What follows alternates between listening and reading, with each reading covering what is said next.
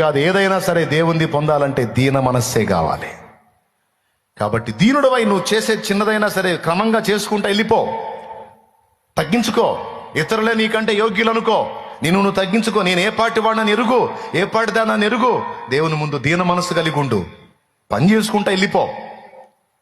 ఎవరు గొప్ప ఎవరు తక్కువ అనేది ఇక్కడ లోకం తీర్చే తీర్పు కాదు. జనాలంతా కూడా వాళ్ళ తీర్పులు సరైనవి కావు. రేపు అక్కడ న్యాయపీఠం ముందు పిలుస్తాడు. అది ఒరిజినల్.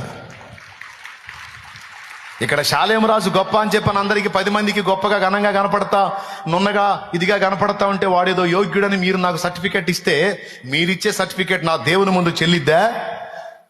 మీరు సర్టిఫికెట్ ఇస్తే ఇక్కడ ప్రభుత్వం ఆమోదించవచ్చు ప్రజా ఓటును బట్టి, కానీ ఇక్కడ ప్రజలు ఓటేసిన దాన్ని బట్టి అక్కడ ఆయన ఒప్పుకోడు. నోరు మూసి పక్కకు పోండి మొత్తం అంటాడు. ఏందండి షాలేమన్న ఏం తెలిసేసయ్యా నీకు, ఎంత మంచోడో అన్నావు అనుకో, నీకు వాడికి ఇద్దరికి రాలితే పళ్ళు పో పక్కకు పో అంటాడు. నేను వాస్తవం చెప్తున్నా. ఇద్దరికి బగిలిద్ది ముఖం పక్కకు పో అంటాడు. ఊరు మొత్తం ఏకమే వచ్చి అబ్బో మా వాడు బంగారం అన్నా, దేవుడు నువ్వు బంగారం అన్నావని బంగారం అనడం. ప్రతి ఒక్కడి బతుకు ఆయనకు తెలుసు, ఎవరేందో నా ప్రభువుకు తెలుసు.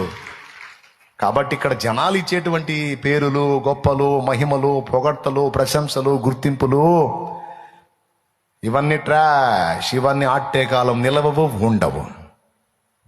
దేవుడిచ్చే ఘనత స్థిరమైంది, మనుషులు ఇచ్చేది అస్థిరమైంది. దేవుడిచ్చేది శాశ్వతమైంది.